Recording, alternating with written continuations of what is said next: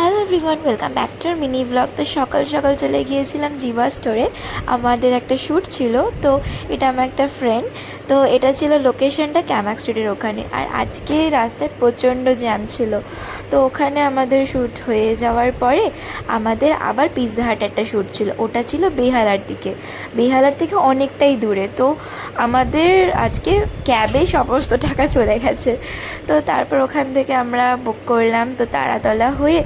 আর এই দিকটাতে আমি দিদির সাথে এসেছি, নিজে প্রথমবার এসেছি। তো তারপরে পিৎজা হাটে আমরা চলে আসলাম। আর আসার পরে আমরা ক্যাপচার করছিলাম, আর প্রচুর প্রচুর প্রচুর খাবার দিয়েছিলো। তো এগুলো লাস্টে আমরা কিচ্ছু খেতে পারিনি, আমরা সব পার্সেল করে নিয়েছিলাম। বললাম যে আমরা কিছু খেতেই পারি না। তো আমাদের কিছুই খাওয়া হয়নি, আমরা পারিনি খেতে, এখন সব পার্সেল করে নিয়ে যাওয়া হচ্ছে।